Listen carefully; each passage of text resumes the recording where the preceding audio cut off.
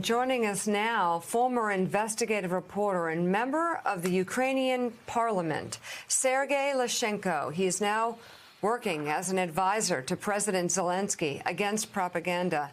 Thank you very much for joining us. Tell us the latest from what you're hearing in terms of the Russian advance and how propaganda plays a role.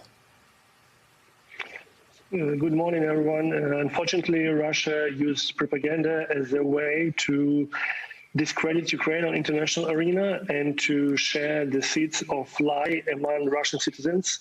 And for today, we have few very dangerous ideas which Russian propaganda trying to push forward.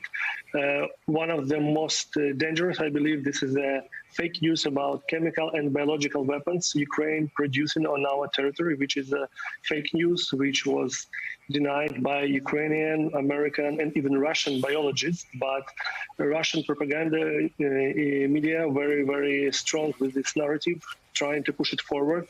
And it sounds like the argument for them to use chemical weapons against Ukraine. In case, if they decided to do this, they will use this fake news, which they started to share 2-3 weeks ago, as an excuse, saying that we prevented Ukraine from using chemical weapons against the world, and we used ourselves with chemical weapons. This is one of the speculations we have now in Ukraine, one of the most dangerous things in this cooking book of Vladimir Putin. Another idea, they're trying to blame Ukraine in preparing of nuclear weapons, which Ukraine, of course, cannot produce anymore since 1994. But this fake narrative that Ukraine is preparing nuclear weapons was the argument for Russia to take control over Ukrainian nuclear power stations last week. As for today, they control 2 nuclear power stations. One of them is the biggest nuclear power station in Europe. And this is another very dangerous moment. Also, Russian propaganda is very active with sharing fake news about Ukrainians with a message of discrimination on race ground, on anti-Semitism, on racism, and so on.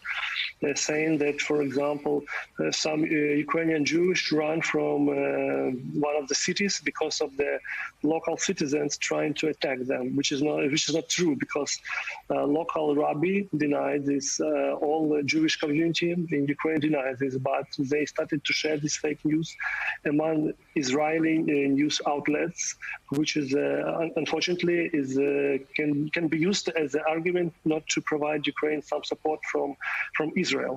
For today, this fake news is let's say destroyed, but this cooking book of Putin is full of fake news narratives. They use dozens of fake news every day. And in current situation, the information battlefield is not less important for Putin as a real battlefield of war.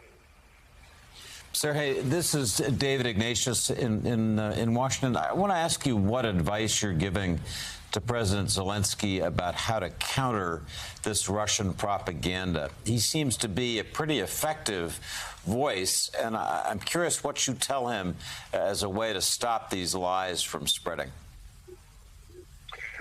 First of all, our president is a real hero of the modern world, and he's very, very active with the whole world, with public opinion of the world. He makes 2 direct statements every day, in the morning and in the evening. Also, he is very vocal with the international community. On Wednesday, he gonna have the speech with the Congress of United States. Today, he gonna have a speech with Canadian Parliament. Last week, it was his speech for the British Parliament. So he addressed these speeches to the politicians in the world to have the support of Ukraine.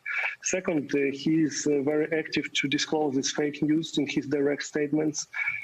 His voice of the truth is very important now in the world. So as much as he says directly, there's less chance for propaganda to use this weapon against Ukraine, propaganda of Russia, and to use these narratives against Ukraine. Because the threat of chemical weapons is now clear, not only for us, but even for American State Department. We heard these messages from some American officials that this fake narrative about chemical weapons can be used as an excuse for Russia to do this against Ukraine.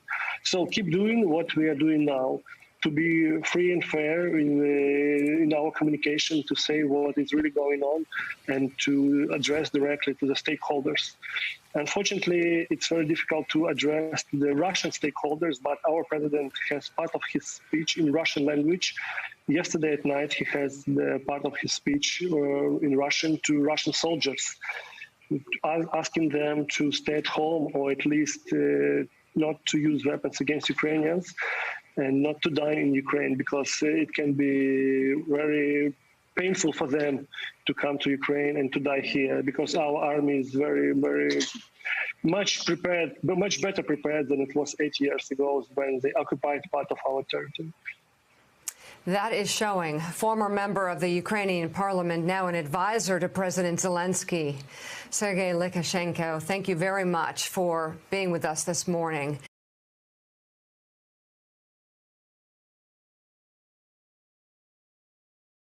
Hey, thanks so much for watching our YouTube channel. You can follow up on today's top stories and breaking news, or catch up on your favorite MSNBC shows all in one place. Download the NBC News app today.